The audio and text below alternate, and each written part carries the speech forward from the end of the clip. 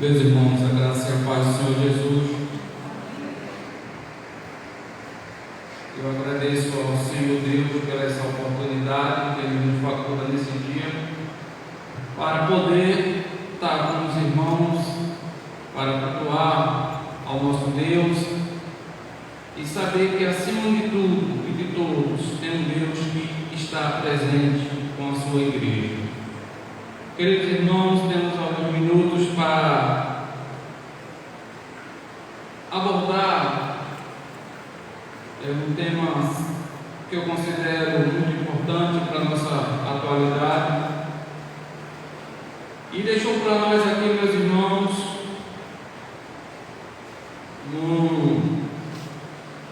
eu posso dizer que um grande ensino da parte de Deus, essa passagem a qual foi lida, não é?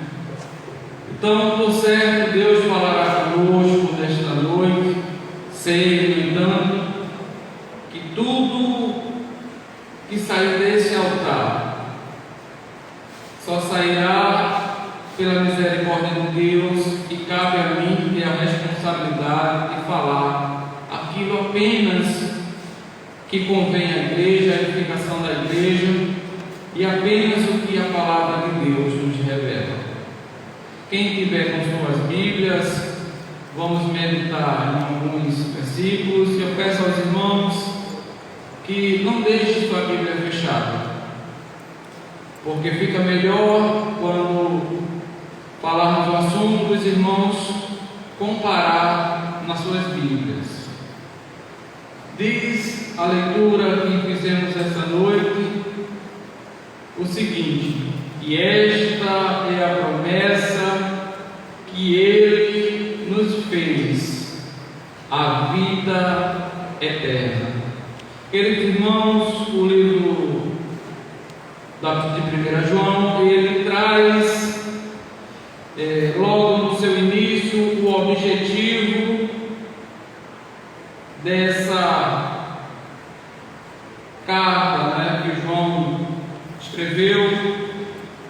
No capítulo 1, no versículo 4, o apóstolo João ele já deixou bem claro o objetivo desta carta. Este ensino vos escrevemos para que a nossa alegria seja absolutamente completa. E esse livro de João ele traz uma série de ensino, não é? Sobre a confissão de pecado e de perdão, a partir do versículo 8 ao versículo 10, do capítulo 2, a partir do versículo 3, até o versículo 6, em Cristo e separado do mundo é o tema desses versículos. Do versículo 7 ao versículo 11, João traz um ensino sobre o amor fraternal. Do versículo 12 ao versículo 14, o apóstolo João ele adverte os crentes sobre a vitória sobre o maligno, não é?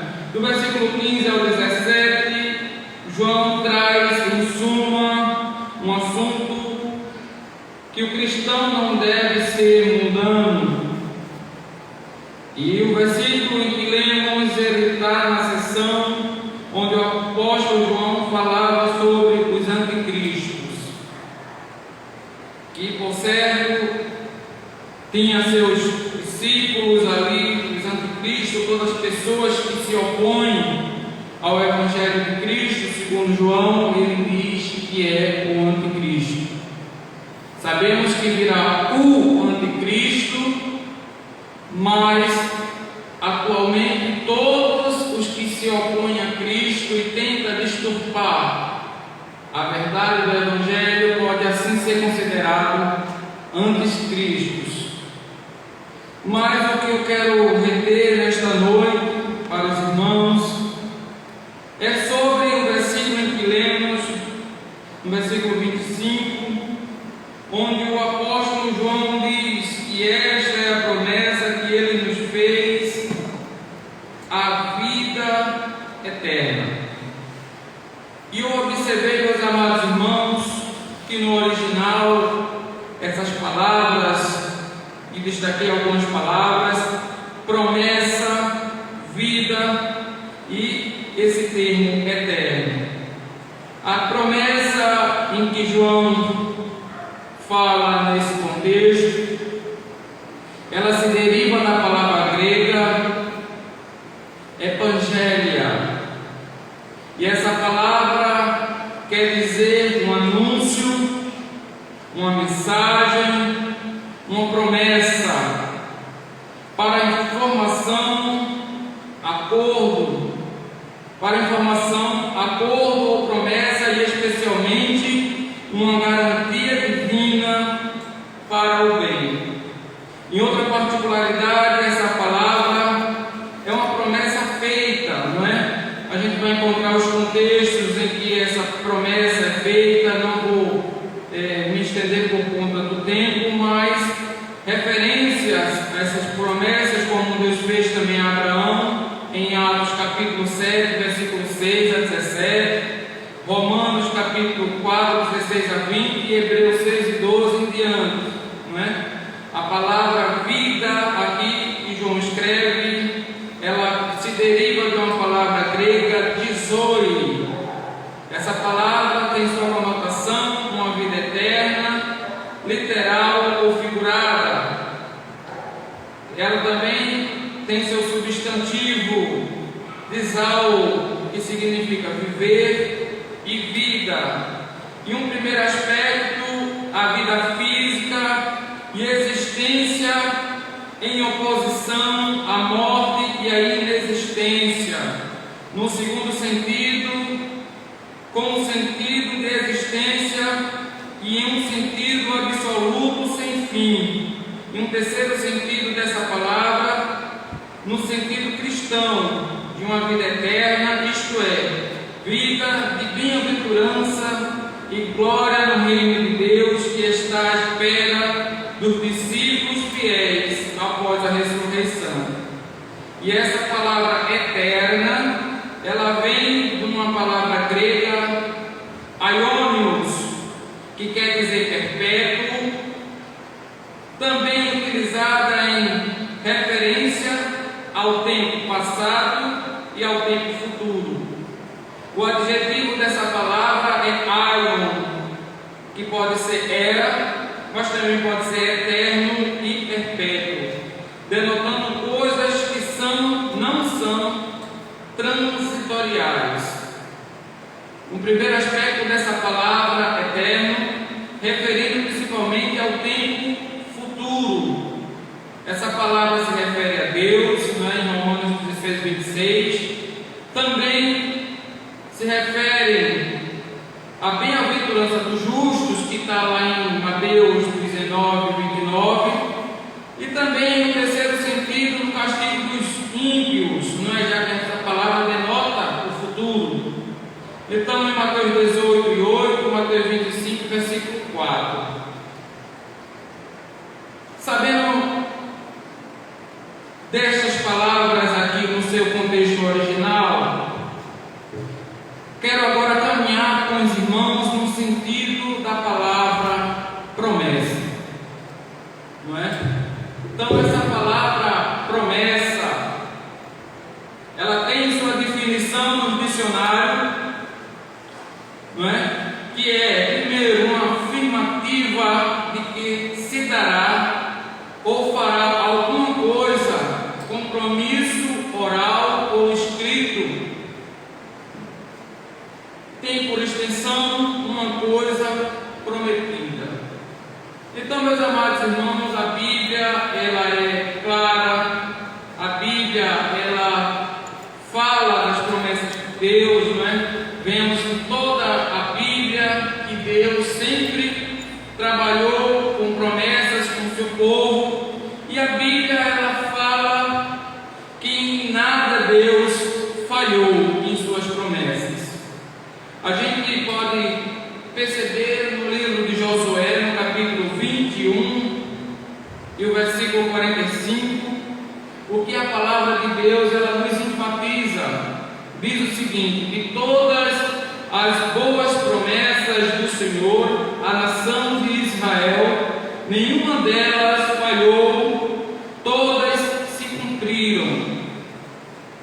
Em 1 Reis, no capítulo 8, versículo 56, diz a palavra de Deus: bendito seja o Senhor, que deu descanso a Israel, o seu povo, como havia prometido. Não ficou sem cumprimento nenhuma de todas as boas promessas que ele fez por meio do seu servo Moisés. Então, meus irmãos, vemos que Deus, diferente do homem, ele zela pela sua palavra. E promessa, meus amados irmãos, ela tem em sua conotação muitas vezes decepções. Vemos promessas em um casamento que muitas vezes não são cumpridos. Vemos promessas no campo da política que não são cumpridas. Vemos promessas de amigos que não são cumpridas. E muitas vezes nós estamos no mundo e temos que interagir com promessas e muitas vezes nos achamos incrédulos. Não queremos mais acreditar em nada, nem em ninguém. É fácil, no mundo em que vivemos hoje, as pessoas se valer do engano e da mentira para obter seus objetivos. Mas aqui em João, no versículo 25, João diz quem fez a promessa. E quem fez essa promessa de vida eterna não foi um político, não foi um rei, não foi um amigo, não foi uma esposa, um esposo, não foi um homem criado nessa natureza carnal, mas o próprio Deus. E o tema para essa reflexão que eu propus essa noite é a seguinte: as promessas de Deus merecem algum crédito? Então vamos primeiro conhecer quem fez essa promessa e veremos no decorrer dessa mensagem se Deus merece o crédito de que se confie nele. Em primeiro lugar, eu quero demonstrar como as Escrituras ela apresenta o Deus que fez a promessa. Deus, ele não pode ser conhecido através de faculdades apenas. Deus não pode ser reconhecido pela inteligência humana apenas, mas o homem consegue conhecer de Deus o que ele permite que o homem conheça. Em Êxodo capítulo 3, versículo 14, tem uma narrativa bíblica onde Moisés tem um diálogo com Deus, e dentro desse diálogo Moisés recebe uma missão, e Moisés agora quer saber quem está falando com ele, para que ele diga às pessoas a qual ele irá levar a mensagem. No contexto aqui de Moisés, no contexto do Oriente Antigo, o nome da divindade, ela dizia não apenas um nome entre outros, mas ela tinha, ela revelava o caráter, a personalidade, as características daquele Deus. Não é? No Egito, todos os deuses tinham nome e tinham uma função que ele exercia na crendice daquelas pessoas. E agora, quando ele queria se referir à agricultura, ele dizia o nome de um Deus. Quando ele queria se referir aos raios, o nome de um Deus, da fertilidade, enfim. Mas Moisés, ainda não entendendo com quem ele falava, Moisés pergunta dentro desse contexto: quem é? Como é o teu nome? Não é? Diz a palavra de Deus. E disse Deus a Moisés: eu sou o que sou. Disse mais: assim dirás aos filhos de Israel: o eu sou me enviou a vós. Diferente do que geralmente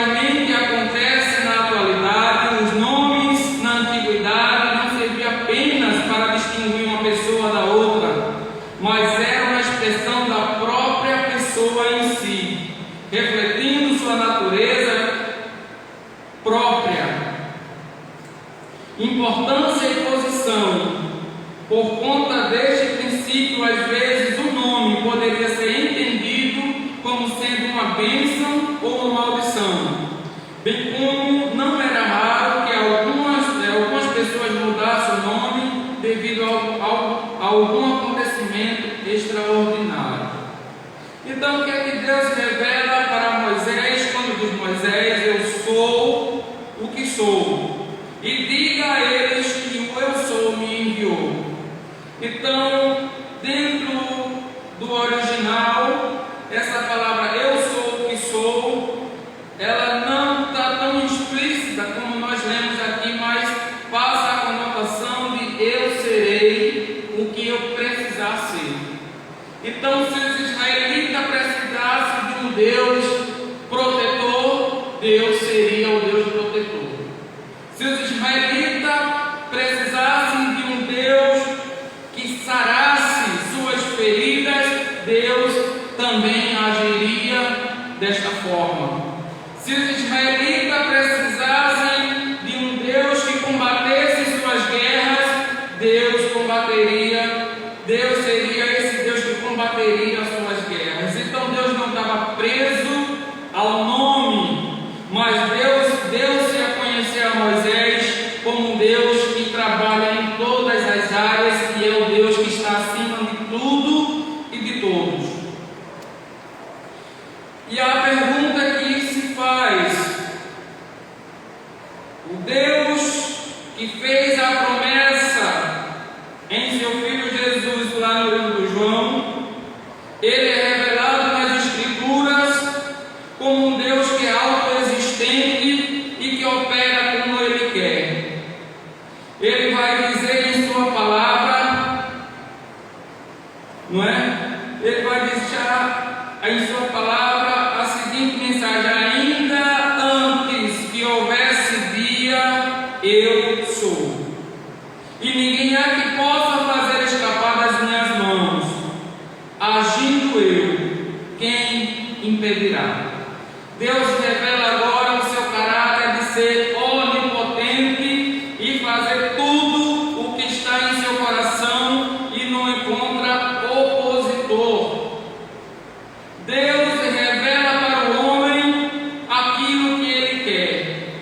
Em Deuteronômio 29, verso 29, diz a palavra de Deus: as coisas encobertas pertencem ao Senhor, ao nosso Deus, porém as reveladas pertencem a nós e a nossos filhos para sempre, para que cumpramos todas as palavras desta lei.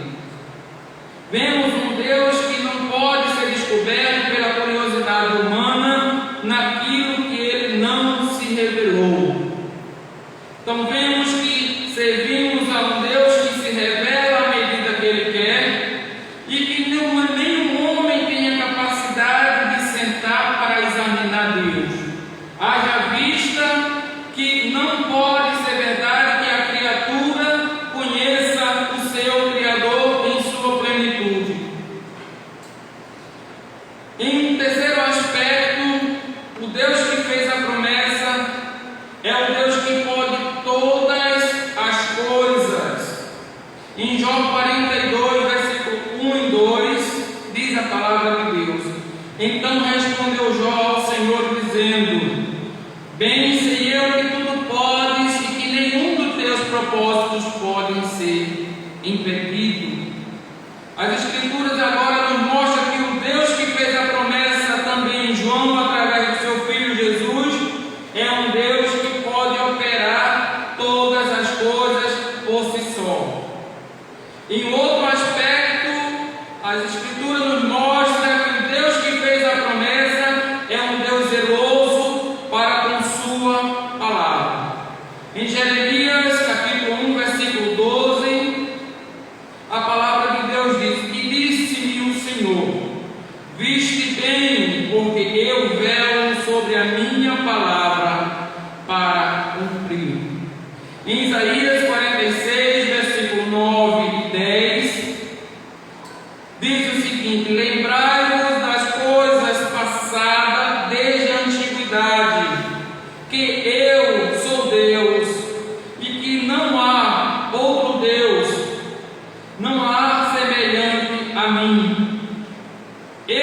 que anunciam o fim desde o princípio, desde a antiguidade, as coisas que ainda não se sucederam, que digo, o meu conselho será firme e farei toda a minha vontade. Salmo 39, versículo 16, o salmista, numa explosão de adoração e reverência a Deus, tem seus olhos abertos para enxergar o Deus que transcende a mente humana. O salmista escreve: os teus olhos viram o meu corpo ainda informe, e no teu livro todas essas coisas foram escritas, as quais em continuação foram formadas, quando nenhuma delas havia. O salmista Davi, ele revela nessa passagem que Deus acompanha o homem e sabe da história humana, a história pessoal de cada indivíduo, antes mesmo que ele fosse um embrião no ventre da sua mãe. O salmista Davi fica espantado com a ciência e o conhecimento de um Deus que viu o nosso desenvolvimento desde o embrião até os primeiros ossos, até o nosso parto. E ele conhece a nossa história antes mesmo que nós viemos a esse mundo. Em outro aspecto, Deus que fez a promessa no livro de João, de 1 João, através do seu Filho Jesus, ele é um Deus que não mente. A Bíblia diz em número 23, versículo 19: Deus não é homem para que minta, nem filho do homem para que se arrependa. Acaso ele fala e deixa de agir? Acaso promete e deixa de cumprir?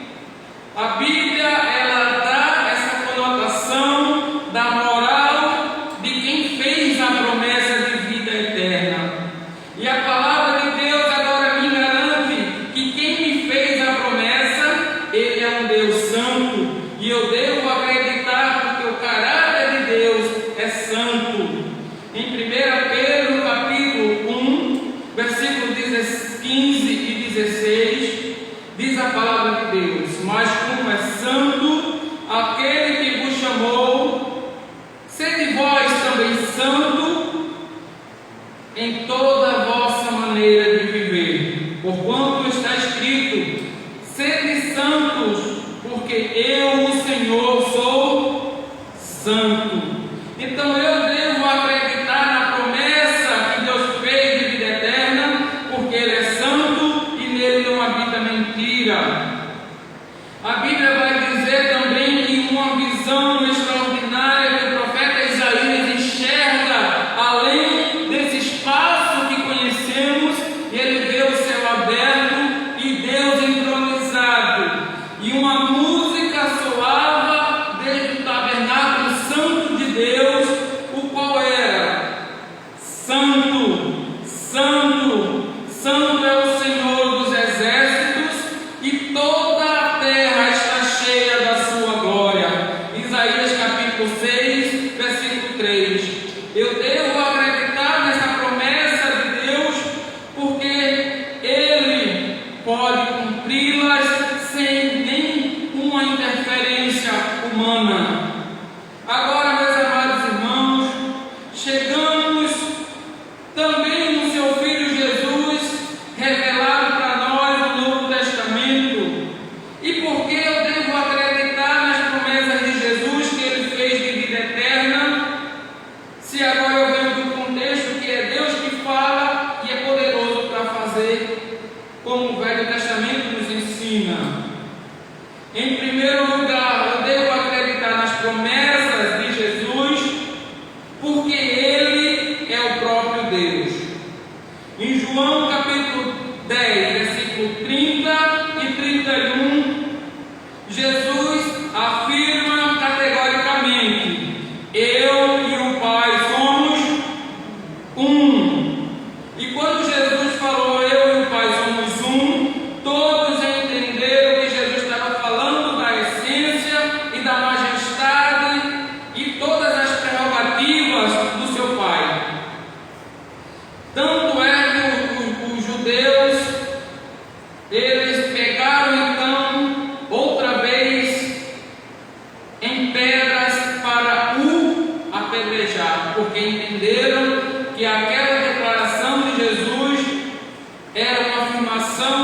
do eu sou do Velho Testamento, onde era uma palavra usada por seu pai. A Bíblia diz em Apocalipse 1, versículo 8, Jesus de novo, ele pega toda a prerrogativa do seu pai e ele mostra para a humanidade que ele é Deus. Ele diz: eu sou o Alfa, o começo, e o Ômega, o fim, o princípio e o fim, diz o Senhor. E esse Senhor aqui também é um título do seu Pai. Senhor que merece reverência, merece louvor, Deus Elohim, Deus Yahvé. E esse Cristo, ele tem esse nome. Diz o Senhor, o que é e o que era e o que há de vir, o Todo-Poderoso. Então todas as prerrogativas que Jesus se revela em Apocalipse era atribuído unicamente ao seu Pai no Velho Testamento. A Bíblia vai dizer também em Filipenses capítulo 2, versículo 6, 10 a 11, o seguinte texto, ele nos declara que sendo em forma de Deus não teve por usurpação ser igual a Deus. Por isso também Deus o exaltou soberanamente e lhe deu um nome que é sobre todo o nome. E que nome nós estamos falando aqui, meus irmãos? Qual é o nome que é sobre todos os nomes, se não for o nome de Deus?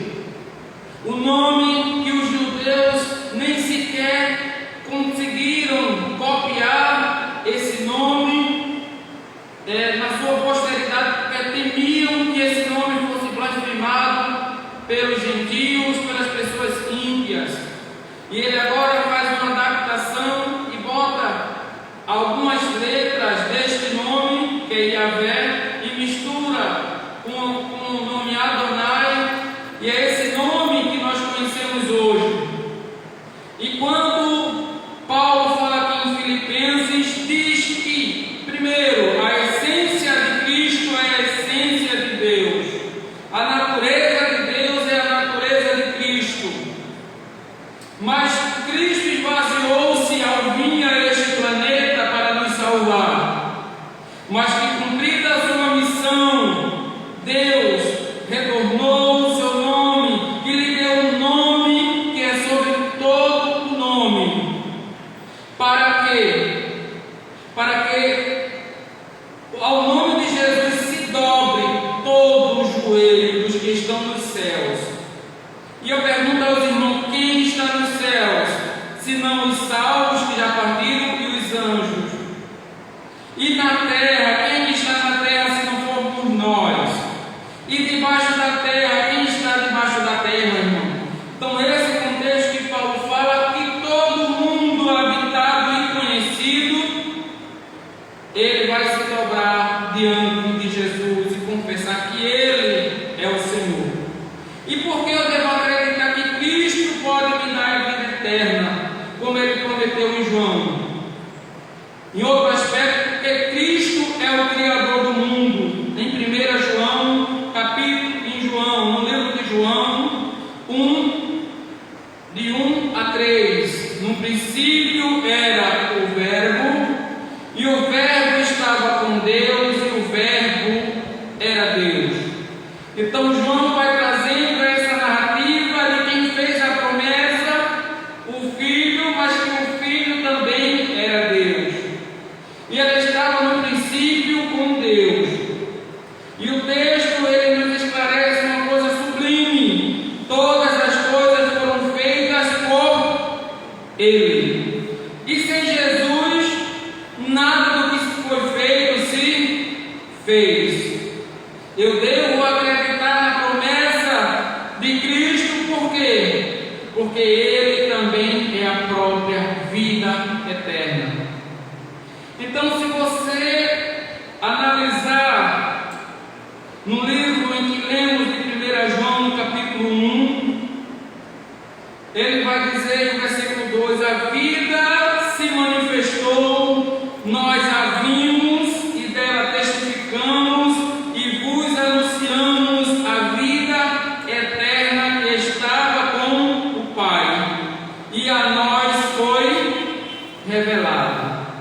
Então, quem é a vida eterna, se não for Cristo? A Bíblia ela é muito clara que Cristo é a própria vida, e vida eterna que foi ocultada dos santos do Velho Testamento, mas para nós foi revelada. Para a igreja ele foi revelada. Esta palavra de vida eterna, podemos acreditar, podemos ter certeza, mas um elemento que a Bíblia nos diz, que quem prometeu? Cristo.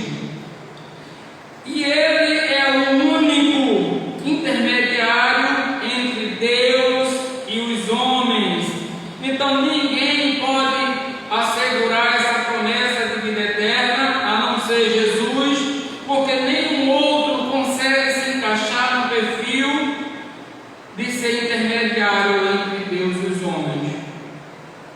A Bíblia diz em Atos capítulo 4, versículo 12: e em nenhum outro há salvação, porque também debaixo do céu nenhum outro nome há, dado entre os homens pelo qual devamos ser salvos.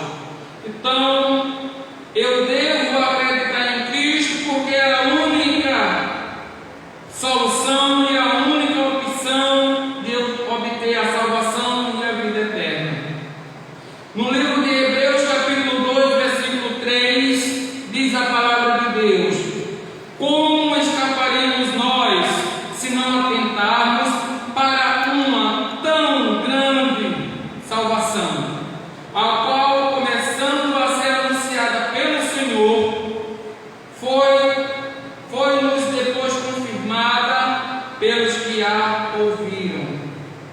E a Bíblia diz em último ponto, não vou me alongar mais por conta da hora que já passou, eu devo acreditar na promessa de Cristo, porque Ele é santo, como seu Pai foi declarado, como Isaías viu, Deus entronizado. O Velho Testamento, o Novo Testamento também me diz que Cristo é santo igual ao seu Pai. E por que eu devo acreditar que Cristo é santo na mesmo grau e intensidade do seu Pai? Primeiro, essa verdade foi confirmada não só pelos homens, mas pelos anjos de Deus, não é? E respondeu-lhe: virá sobre mim o Espírito Santo, e o poder do Altíssimo te cobrirá com a sua sombra. Por isso, o que há de nascer será chamado Santo, Filho de Deus. Mas em outra passagem, agora os anjos de Deus que confirmam essa verdade, mas agora os demônios também, eles deixam claro essa mensagem. Em Marcos capítulo 1, versículo 24, os demônios, quando vê Jesus, eles se apavoram, porque sabem que suas obras vão ser desfeitas, e eles clamam: e temos nós contigo, Jesus Nazareno, vieste destruir-nos, bem sei que és o Santo de Deus.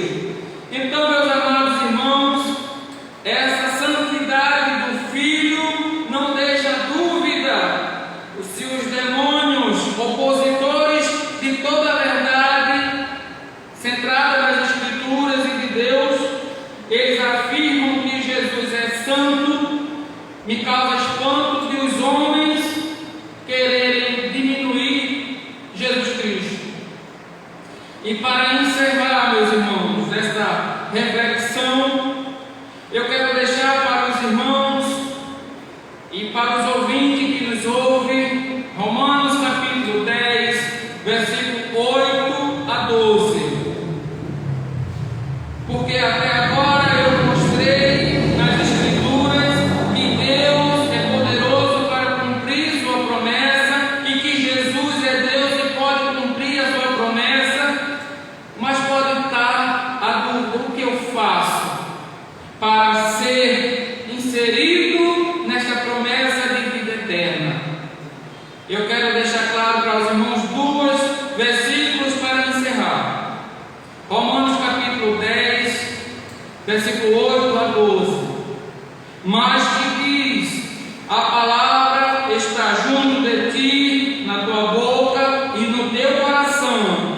Esta é a palavra de fé que pregamos, a saber, se com tua boca confessares ao Senhor Jesus e o teu coração creres que Deus o ressuscitou dentre os mortos, serás salvo. E salvo de quê, meus irmãos? Da condenação eterna, visto que com o coração se crê para a justiça e com a boca se faz confissão para a salvação. Porque as Escrituras diz: todo aquele que nele crê não será confundido. E vou deixar também um textual da Bíblia: porque Deus tanto amou o mundo, que deu seu Filho unigênito, para que todo aquele que nele crê não pereça, mas tenha a vida, e essa vida está em Jesus. Que Deus abençoe os irmãos.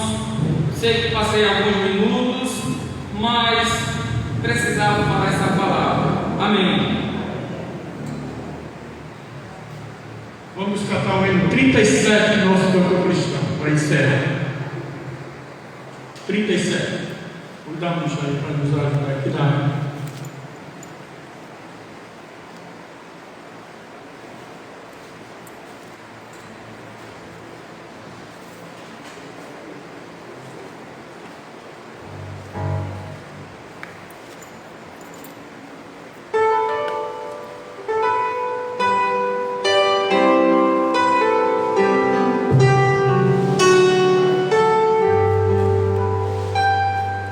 Buscou-me